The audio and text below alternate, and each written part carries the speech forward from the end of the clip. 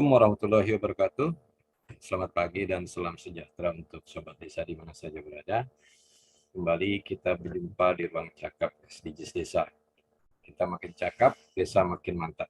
Desa. Topik kita pagi ini mendiskusikan soal bagaimana kita atau teman-teman pendamping itu bisa mengisi APB Desa 2023 melalui dashboard MonFDD sesuai dengan Permen Desa dan Permendagri. Mungkin pagi ini kita akan memperbincangkan soal MonFDD ya, Gus Ipan ya.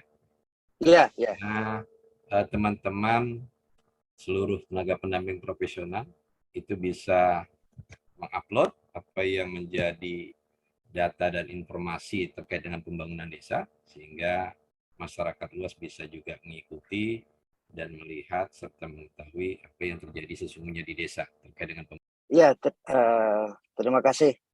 Jadi mohon dibuat co-host Ustadz untuk Mas Ibnu Munandar. Nanti beliau yang menyampaikan secara teknis.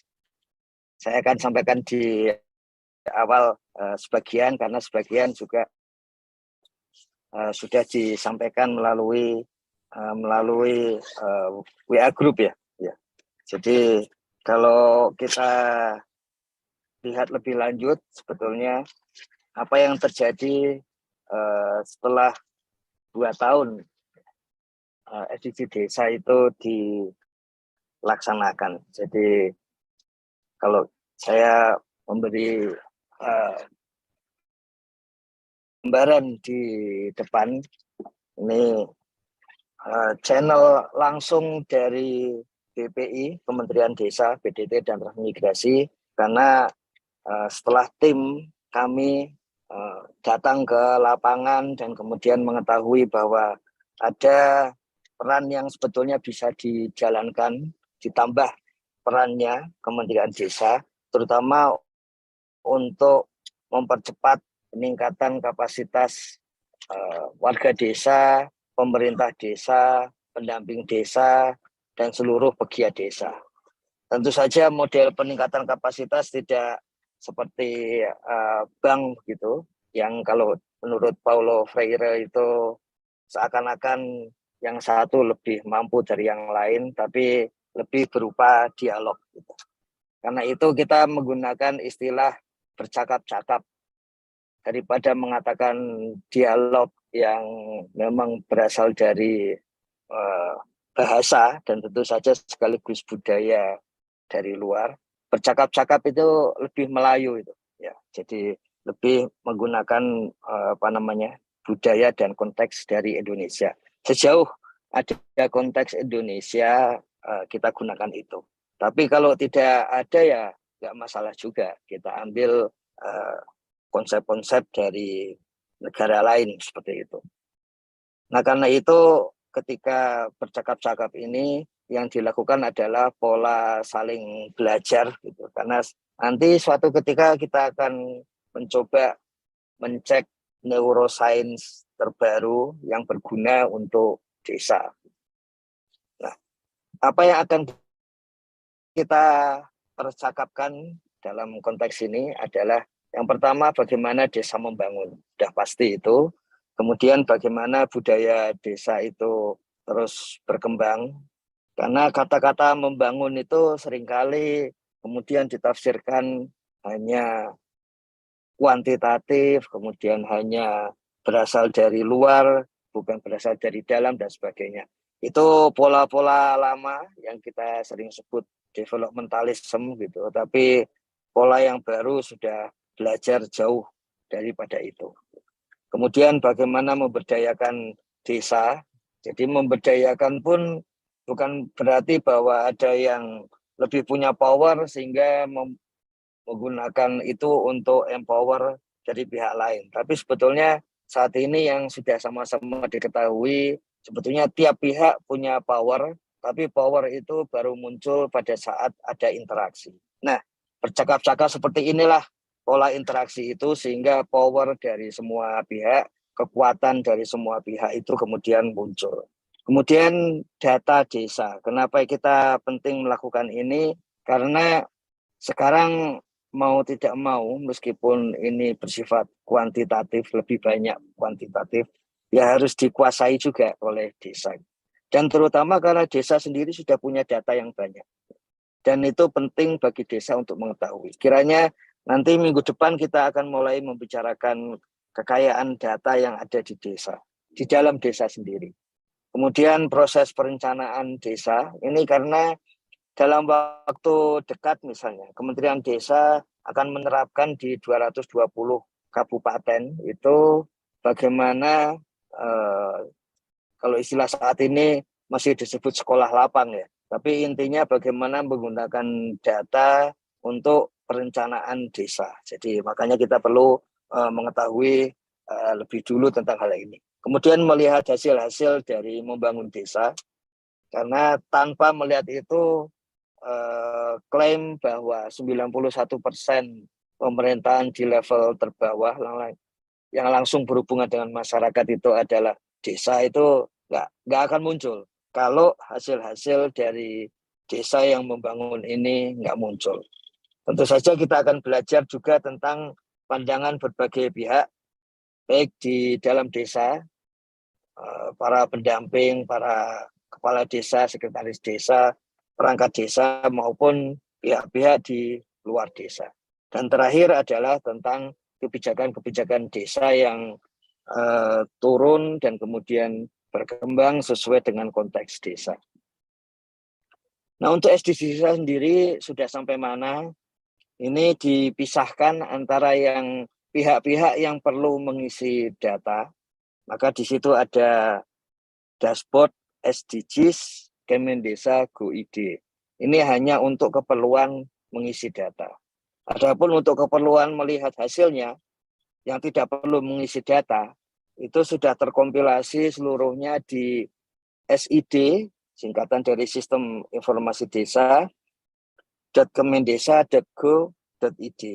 Yang isinya adalah seluruh informasi tentang desa yang terus bisa dikembangkan.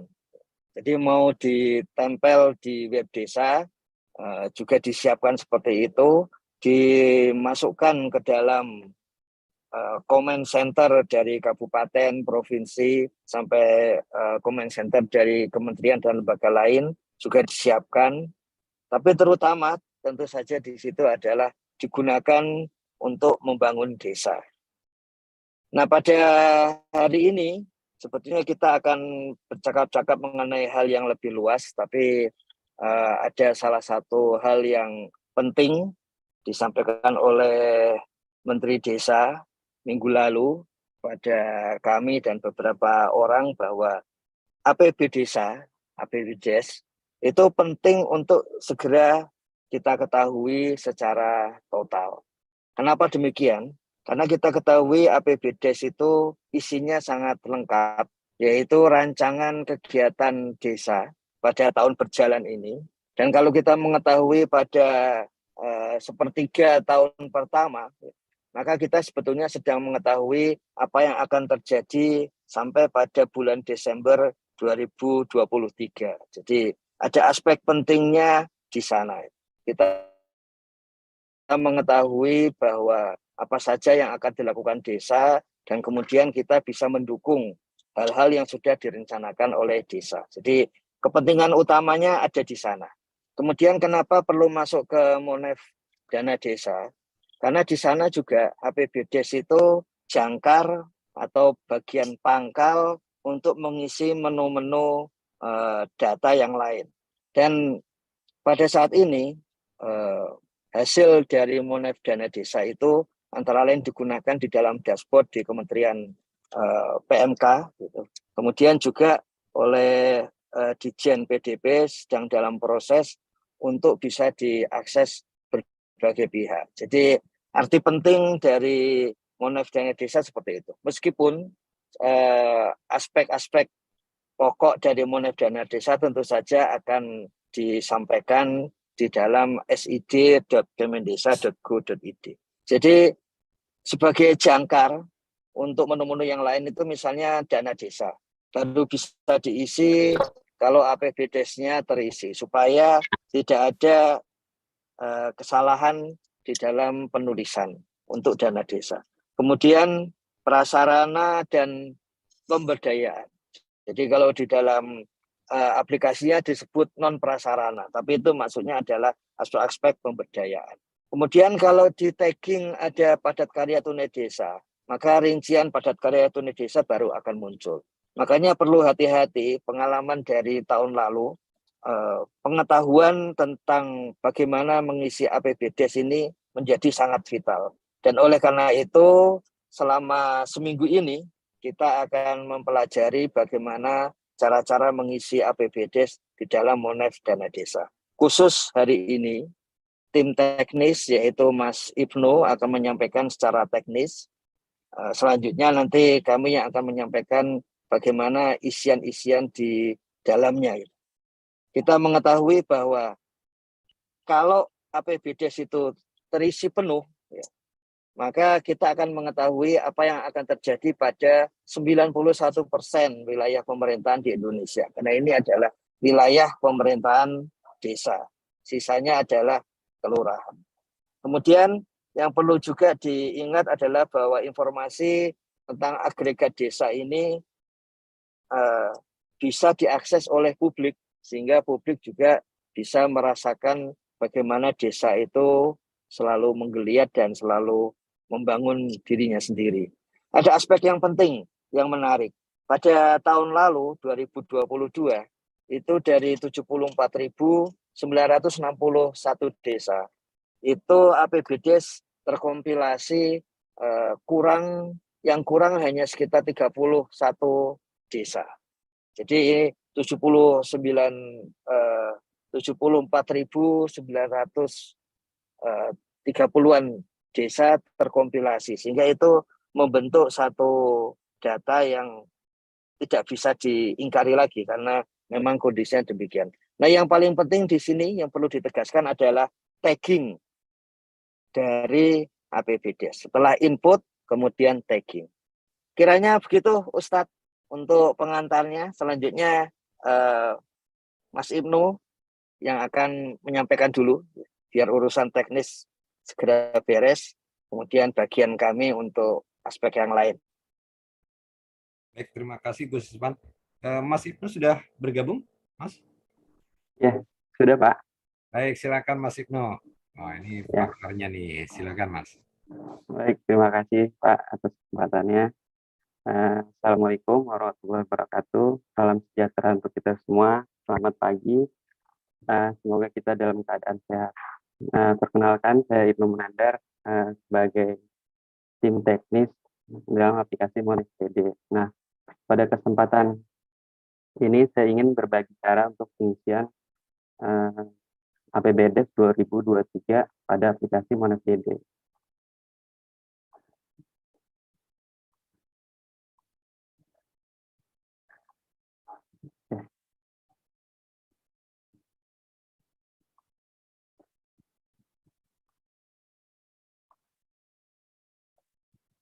Nah, jadi secara umum, jadi sebenarnya inputan Monef DD ini ada kaitannya dengan inputan realisasi. Nah, untuk perbedaannya antara tahun lalu dan tahun ini, untuk taggingnya itu, kita lakukan tagging untuk semua sumber dana. Jadi perbedaannya di tahun lalu hanya 2 sumber dana, yaitu SDD dan DDF. Nah, untuk sekarang taggingnya adalah untuk semua sumber dana. Dan berikutnya adalah perbedaannya pada prioritas penggunaan dana desa 2023. Itu berdasarkan Permendes nomor 8 tahun 2022. Gitu. Jadi ada 2 perbedaan gitu. Nah, untuk kaitannya, jadi setiap kali kita menginput APBDes, maka otomatis kegiatannya akan berpindah pada realisasinya. Jadi untuk pemisahan inputan dari APBDes itu ada 2 sumber dana, DDS dan SDD yang dipisahkan ke inputan realisasi. Dan struktur belanja, dan strukturnya yaitu belanja dan pengeluaran pembiayaan. Nah, untuk SAPRA sendiri, jenis kegiatannya itu, kalau kita pilih di APBDes, itu pilihannya PKTD ekonomi produktif, PKTD infrastruktur produktif, Satras non PKTD. Dan untuk non Satras sendiri jenis kegiatan yaitu non Satras non PKTD. Jadi sekarang ini sudah sinkronis, jadi antara APBD dan Satras maupun non Satras. Jadi ketika ada perubahan di APBD untuk kegiatannya, misal Bapak Ibu menghapus maupun menambah, maka secara otomatis jika sumber dana DDS maupun SDD akan menyesuaikan dengan realisasi kegiatannya, Sarpras maupun non-Sarpras. Nah, kira-kira seperti itu untuk rincian APBD-nya. Nah, selanjutnya saya coba jelaskan mengenai aktivitas berdasarkan peran. Jadi, untuk melakukan posting APBD maupun input itu dilakukan oleh PLD maupun PD. Gitu. Dan juga bisa dilakukan oleh kabupaten, provinsi. Gitu. Nah, misalnya untuk input posting dilakukan oleh PLD, maka approvalnya itu dilakukan oleh PD. Dan jika terjadi kekosongan pada PD, maka kabupaten juga dapat melakukan proses verifikasi ataupun approval. Gitu. Nah, saat ini kita sedang melakukan proses input yang 2022 untuk realisasi. Nah, itu terakhir info memang banyak terjadi kekosongan pada pendamping desa. Nah, jadi untuk verifikasi bisa dilakukan juga oleh kabupaten. Nah, terus yang bisa dilakukan oleh PLD yaitu melakukan perubahan APBD, terus melakukan edit ataupun melakukan ubah, dan juga melakukan pembatalan terhadap verifikasi yang sudah diinput. Tapi selama verifikasi tersebut belum disetujui oleh PD maupun kabupaten gitu. Nah, jadi misalnya Bapak Ibu sudah menginput APBD namun belum diverifikasi, jika ada kesalahan data maupun ingin diperbaiki, maka bisa dilakukan pembatalan. Dan jika sudah di-approve dan ingin dilakukan perbaikan, maka yang bisa melakukan pembatalan adalah yang melakukan verifikasi terhadap data tersebut. Itu jadi hanya orang yang melakukan verifikasi yang bisa melakukan pembatalan.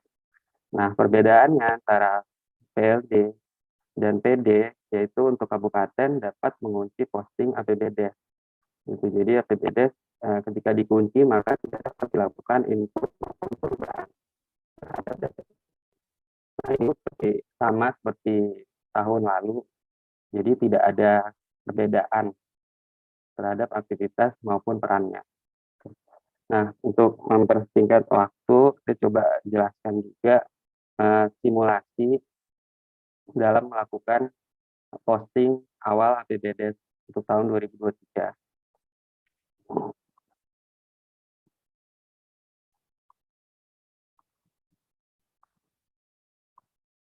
Nah, sama seperti sebelumnya, aplikasi Bapak Ibu dapat mengaksesnya pada URL monefdd.kemendesa.go.id.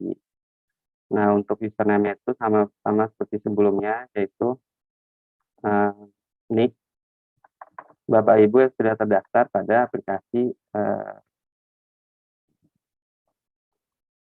aplikasi MonefDD gitu. Nah, MonefDD ini ngelink dengan aplikasi DRP. Jadi untuk kewenangannya untuk desa tahun ini yaitu sebanyak 75.265 desa. Jadi 23 Bapak Ibu tinggal klik yang di APBD. Nah, untuk saat ini untuk default tahunnya di sini sudah langsung filtering berdasarkan tahun sekarang 2023. Jadi ketika Bapak Ibu ingin memperbaiki maupun menginput tahun lalu, itu bisa pilih untuk filter tahunnya di sini. Itu. Nah, untuk melakukan input, dapat mengklik pada tab progress, lalu melakukan posting APBD awal pada tombol aksi. Nah, di sini sama seperti sebelumnya, Bapak Ibu bisa mendownload contoh template APBD-nya di sini dan mengklik link di sini.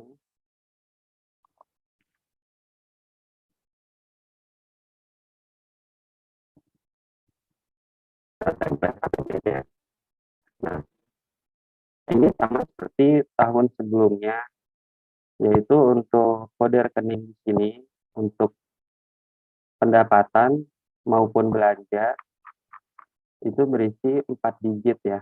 Jadi di sini Bapak Ibu tinggal lengkapin di kolom kalau di format template APBDes itu di A2 ya, yaitu 4 digit kode rekening.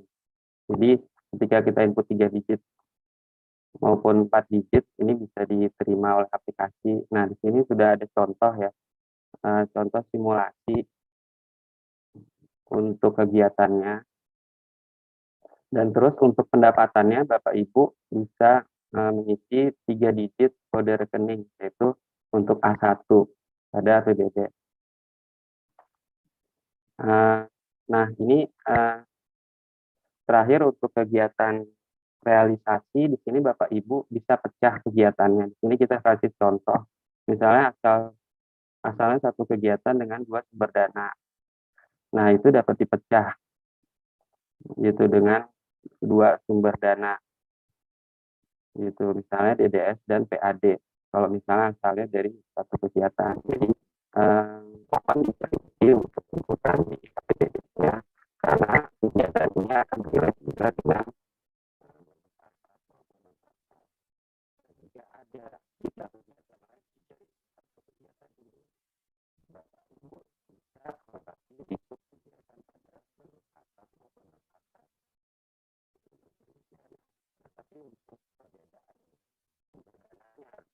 di APBD, kalau misalnya ada satu kegiatan itu. Selanjutnya untuk proses upload itu sama, saya coba simulasi, jadi biar mempercepat waktu, saya coba sisakan 2 kegiatan saja. Sudah kita unggah dari file yang sudah tadi diedit. Nah, Bapak Ibu mohon dicek untuk file uploadnya. Di sini ada previewnya apakah sudah sesuai dengan template yang diisi sebelumnya. Nah, untuk tagging untuk tahun ini, kalau 2 tahun lalu kan hanya sumber dana SBD dan DDS. Nah, untuk sekarang untuk semua sumber dana harus di-tagging. Nah, ini perbedaannya adalah di Permendes 8 2022.